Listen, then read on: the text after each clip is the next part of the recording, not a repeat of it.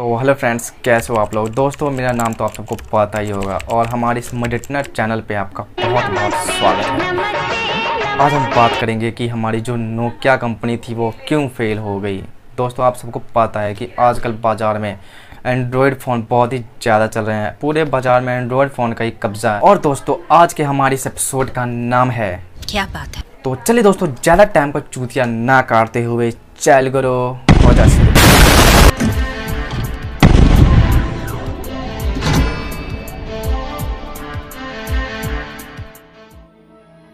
दोस्तों अगर मैं आपको सीधे तौर पे बताऊं तो ओप्पो वीवो ने पूरे जो अपना मार्केट है उसको ख़रीद के रख लिया हुआ है।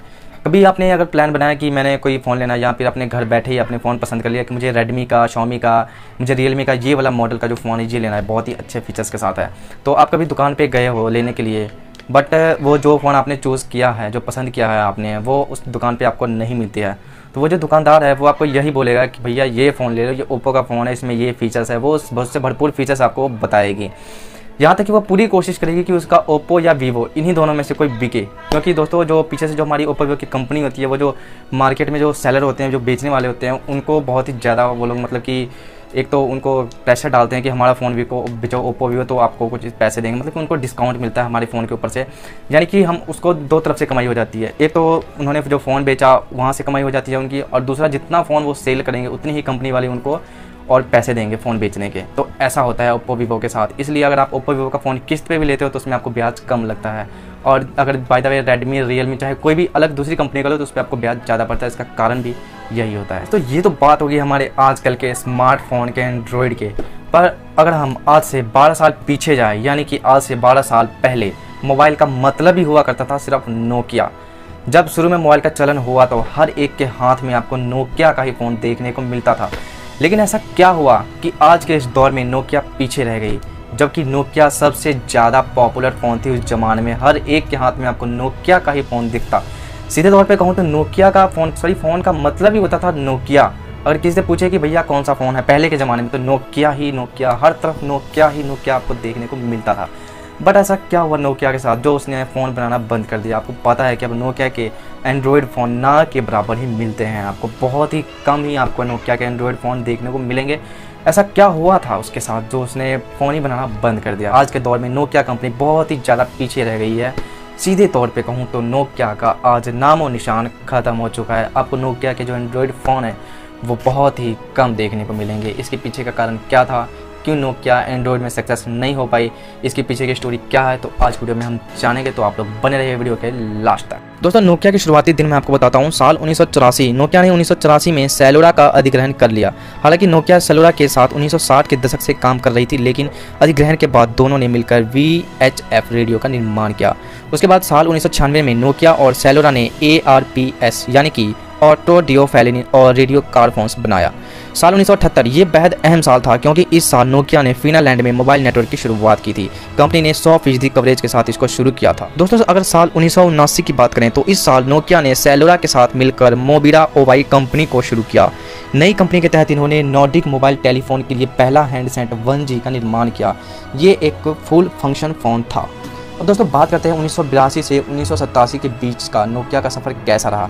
तो दोस्तों साल 1982 में नोकिया का पहला कार फ़ोन मोबिरा सेनाटोर आया। अब इस कंपनी नोकिया मोबिरा आई यानी कि नोकिया मोबिरा ओवाई का नाम दिया गया। इस कंपनी का मोबिरा टॉकमैन 800 लॉन्च हुआ। वहीं साल 1987 में मोबिरा सिटीमैन 900 को पेश किया गया जो कि सुपर हिट साबित हुआ। ये फ़ोन 500 ग्राम वजनी था। इससे पहले कंपनी ने 10 और 5 किलो के फ़ोन पेश किए थे। कंपनी का मोबिरा सिटीमैन 900 एक स्टेटस सिंबल फ़ोन साबित हुआ था। इस साल कंपनी का नाम बदला और Nokia Mobira Oy Nokia mobile phones बन गई। ये वो साल था जब कंपनी दूर संचार के क्षेत्र में एंट्री कर चुकी थी, तो कंपनी ने फिनिश सरकार का उपक्रम टेलीफोन में शेयर खरीदे। साल 1992 में जब नोकिया कम्युनिकेशन की शुरुआत हुई तो नोकिया ने मोबाइल के अलावा अपना कारोबार बेच दिया। अब नोकिया ने नोकिया कम्युनिकेशन की शुरुआत की। इस साल कंपनी ने अपना पहला डिजिटल फ़ोन नोकिया 1011 मार्केट में पेश किया, यानी कि नोकिया 1011 मार्केट में पेश किया। क्योंकि ये फ़ोन 10 नवंबर को पेश हुआ था इसलिए इसे नाम दिया गया था नोकिया 1011। अब तो जैसे कंपनी ने पीछे मुड़कर नहीं देखा और मोबाइल क्षेत्र में टॉप पर जाने का मन बना लिया। इसी साल एरियल के साथ नोकिया 101 आया। इसके बाद 1984 में नोकिया 2110 का निर्माण किया गया। इसमें नोकिया के रिंगटोन भी दी गई थी। उसके बाद साल 1996 में कंपनी ने थोड़ा सा अपग्रेडेशन के साथ नोकिया 8110 पेश किया। उसके बाद साल 1997 में अब नए फीचर से लैस नोकिया 6110 ने 10 तक दी। उसके बाद साल 1998 में आया 8810। दोस्तों साल 1998 में नोकिया 8810 आया, जिसमें बाहरी एंटीना नहीं दिया गया था। यह एक फीचर फ़ोन था। अब कंपनी स्मार्टफोन को लेकर कोशिश करने लगी। इसी के चलते सिम्बियन ओएस पर ऑपरेट होने वाला 9000 कम्युनिकेटर मार्केट में आया। ये फ़ोन एक मिनी लैपटॉप की तरह लगता था। इसे खरीदारों ने खूब सराहा। अब कंपनी ने भारतीय मार्केट में भी पूरी अपनी एंट्री कर चुकी थी। ये कंपनी के वो फ़ोन थे जिन्होंने लोगों का नोकिया का लवर बना दिया था। दिग्गज कंपनियां मोटरोला और एडिसन भी नोकिया से पीछे रह गई थी। नोकिया इस वक्त दुनिया की number 1 mobile phone manufacture company बन चुकी थी। नोकिया की कामयाबी की कहानी सिर्फ यहीं तक नहीं थी। अभी तो नोकिया को और ऊंचाइयों पर जाना था। नोकिया का हर फ़ोन इतिहास लिख रहा था। आइए आपको बताते हैं कि आने वाले सालों में नोकिया ने पूरी दुनिया और भारत में भी इतना नाम कमाया कि मोबाइल का मतलब ही नोकिया हो गया था। दोस्तों साल 2002 में अब 3G के ज़माने की शुरुआत हुई थी। नोकिया ने भी साल 2002 में अपना पहला 3G फ़ोन बनाया। ये फ़ोन नोकिया 6650। इसके बाद कंपनी का रंगीन फ़ोन 7650 लॉन्च किया गया। इसके अलावा पहला वीडियो रिकॉर्ड में सक्सेस होने वाला मॉडल नोकिया 3650 भी बनाया गया। दोस्तों साल 2003 में आया नोकिया 1100। इस साल नोकिया ने यूजर्स के नए गेमिंग फीचर पेश करने की सोची और अपना वीडियो गेम वाला एन कैच निकाला। इस साल एक ऐसा फ़ोन भी मार्केट में उतारा जिसने सारे ही रिकॉर्ड तोड़ दिए। ये फ़ोन था नोकिया 1100। इसकी पॉपुलैरिटी इतनी थी कि दुनिया भर में इस मॉडल के 250 मिलियन यूनिट्स की सेल हो चुकी थी। ये फ़ोन अभी भी लोग इस्तेमाल करते हैं। अभी भी आपको पता होगा कि नोकिया 1100 फ़ोन कितना पॉपुलर हुआ था। दोस्तों साल 2005 में आई नोकिया की एन सीरीज़। नोकिया तेज़ी से आगे बढ़ रही थी, चोटी पर पहुंच चुकी। नोकिया ने साल 2005 में अपनी एन सीरीज़ के तहत शानदार प्रदर्शन किया। नोकिया एन सीरीज़ के तहत नोकिया N71, नोकिया N81 के साथ नोकिया N95 को उतारा। ये भी एक शानदार सीरीज साबित हुई। इसके अलावा एक्सप्रेस म्यूजिक और ई सीरीज़ भी बच्चे की जुबान पर रहने लगी। साल 2005 में नोकिया का दुनिया की 60% मार्केट पर कब्जा हो गया था। वहीं स्मार्ट ओएस, ब्लैकबेरी और जैसे दिग्गज कंपनी के होते हुए भी नोकिया सिम्बियन ओएस का कब्जा 80% बाजार पर था। अब यहाँ तक तो नोकिया पूरा सक्सेस रही, बट इसके बाद का जो साल था वो नोकिया के लिए बहुत ही ज़्यादा कहें तो खतरनाक साल था, क्योंकि इसके बाद नोकिया का डाउनफॉल शुरू हो गया था। तो आइए जानते हैं कि ऐसा क्यों हुआ था। दोस्तों एकदम टॉप पर पहुंच चुकी नोकिया अब आंखों से दूर होने लगी। साल 2007 में कंपनी की शान कम हो गई, क्योंकि अब स्मार्टफोन की मार्केट ग्रो कर रही थी। हालांकि मार्केट में नोकिया सिम्बियन ओएस मौजूद था, लेकिन फिर इस साल एप्पल का आईफोन 3G आया। इसके बाद एंड्रॉयड फ़ोन ने भी दस्तक दे दी।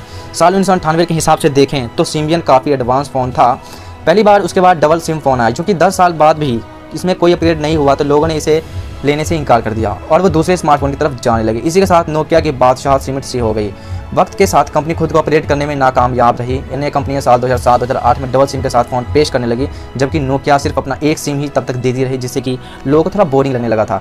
अन्य कंपनी साल 2007-2008 में डबल सिम के साथ फ़ोन को पेश कर रही थी। वहीं इस रेस में पिछड़े हुए नोकिया ने साल 2010 में पहली बार डबल सिम से लेस फ़ोन उतारा था, जबकि उससे पहले ही मार्केट में बहुत सारे डबल सिम वाले फ़ोन चल चुके थे।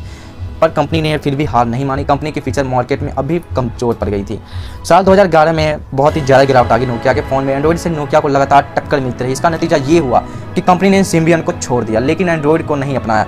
बल्कि साल 2011 में कंपनी का पहला विंडोज़ फ़ोन मार्केट में पेश हुआ। ये फ़ोन कुछ खास कमाल नहीं दिखा पाई। वहीं इसी साल सैमसंग ने अपना गैलेक्सी एंड्रॉयड फ़ोन उतार दिया मार्केट में।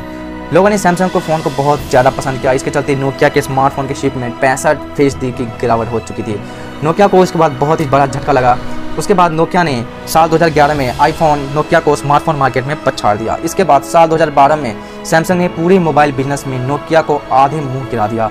नोकिया लाख कोशिश के बाद भी अब उठ नहीं पाई। इसके बाद ऐसे दिन आए कि नोकिया कंपनी बिक ही गई। साल 2011 में नोकिया ने लाया लुमिया 800। साल 2011 में नोकिया का विंडोज़ ओएस बेस्ड लुमिया 800 आया। इस फ़ोन की चर्चा तो हुई, लेकिन ये फ़ोन भी नोकिया के अच्छे दिन नहीं ला सका। साल 2011 में फिर नोकिया का नया फीचर फ़ोन पेश आया, मॉडल आया, मगर निराशा के अलावा कंपनी को कुछ नहीं मिला। इसके बाद 808, लुमिया 960 और लुमिया 1020 जैसे शानदार विंडोज़ फ़ोन तो आए, लेकिन लोगों को विंडोज़ फ़ोन उस टाइम पसंद ही नहीं आए, क्योंकि वो एंड्रॉयड की तरफ बहुत ही ज़्यादा आकर्षित हो चुके थे। क्योंकि आपको पता है कि जो हम एंड्रॉयड में कर सकते हैं, जितनी गेम्स हमको एंड्रॉयड में मिलती है, जितना हम जो कहते हैं पंगे एंड्रॉयड में ले सकते हैं, उतना हम विंडोज़ फ़ोन में नहीं ले सकते थे। इसलिए जो एंड्रॉयड फ़ोन थे उस काल में, जो भी बहुत काल था हमारा, उसमें एंड्रॉयड फ़ोन बहुत ही ज़्यादा बिके और नोकिया जो थी वो बहुत ही ज़्यादा हमारा पिछड़ गई थी। उसके बाद माइक्रोसॉफ्ट नोकिया की डील हो गई। अब नोकिया के पास केवल नेटवर्क इक्विपमेंट कारोबार ही बचा था। माइक्रोसॉफ्ट नोकिया की डील के मुताबिक नोकिया के डिवाइस एंड सर्विसेज के सभी 32,000 कर्मचारी माइक्रोसॉफ्ट के अंतर्गत में आ गए थे। माइक्रोसॉफ्ट ने नोकिया एक्स, आशा और लुमिया ब्रांड का नाम अधिग्रहण किया था। जो सिर्फ दिसंबर 2015 तक ही माइक्रोसॉफ्ट के पास थी। इसके अलावा फीचर फ़ोन का लाइसेंस 10 सालों के लिए माइक्रोसॉफ्ट के पास था। नोकिया का ट्यून का अधिकार अब भी नोकिया के पास ही था। डील के मुताबिक साल 2015 के बाद नोकिया अपने नाम से फ़ोन बना सकती थी। वहीं उधर माइक्रोसॉफ्ट ने भी नुकसान के चलते फ़ोन बनाना बंद कर दिया था। उसके बाद नोकिया ने 2016 में खुद को बहुत संभालने की कोशिश की और इसने इतना गिरने के बाद भी नोकिया ने हिम्मत नहीं हारी और साल 2016 में उसने अपना कर्तव्य कर दिखाया। साल 2016 में फीचर फ़ोन निर्माण का अधिकार ताइवान कंपनी फॉक्सकॉन को मिला। इसके अलावा कंपनी ने नोकिया का ब्रांड का नाम 10 सालों की फिनलैंड की ही कंपनी HMD ग्लोबल OY को दे दिया। नोकिया फ़ोन का निर्माण अब फॉक्सकॉन और HMD ग्लोबल दोनों करते हैं। साल 2017 में सबसे नोकिया 6 मॉडल का पेश हुआ। अब तक नोकिया 5 सीरीज़ और नोकिया 3 सीरीज़, नोकिया 3310 और बनाना फ़ोन जैसे आइकॉनिक मॉडल को लॉन्च किया जा चुका था। उसके बाद दोस्तों HMD ग्लोबल के वाइस प्रेसिडेंट सनमित सिंह कोचर ने एक इंटरव्यू में कहा कि आने वाले दिनों में नोकिया ब्रांड के फीचर फ़ोन भारत में बनाए जाएंगे। जब बाहर सक्सेस नहीं हुआ तो उसके बाद बारी आती है हमारे इंडिया की। तो देखते हैं इंडिया में कैसा परफॉर्मेंस रहता है नोकिया का। हालांकि ये फ़ोन मेड इन इंडिया ही लिखा जाता था उस पर, क्योंकि उसकी जो मैन्युफैक्चरिंग थी वो इंडिया में अब शुरू होने वाली थी, जो कि सारे देशों से घूम फिर के हमारी इंडिया में आई। दोस्तों आप सबको पता है कि नोकिया को आज भी भारतीय मार्केट में पसंद किया जाता है। हालांकि नोकिया शुरू से ही मेड इन इंडिया की फ़ैन रही है। साल 2003 से ही नोकिया ने ऐसे फ़ोन उतारे थे जो भारतीय यूजर्स पर फोकस करके बनाए गए थे। इसका मेन्यू भी हिंदी में रखा गया था। नोकिया भारत में निर्माण इकाई शुरू करने वाली पहली मोबाइल कंपनी थी। अब उम्मीद है कि कंपनी एक बार फिर से संभलेगी और अपने खोए हुए रुतबे को हासिल कर सकेगी। और दोस्तों आप सबको पता है कि हमारे इंडिया के लोग इतने ज़्यादा टैलेंटेड हैं कि अगर किसी भी कंपनी का फ़ोन उनको ज़्यादा पसंद आता है तो पहले का फ़ोन उनके लिए रद्दी हो जाता है, कबाड़ हो जाता है।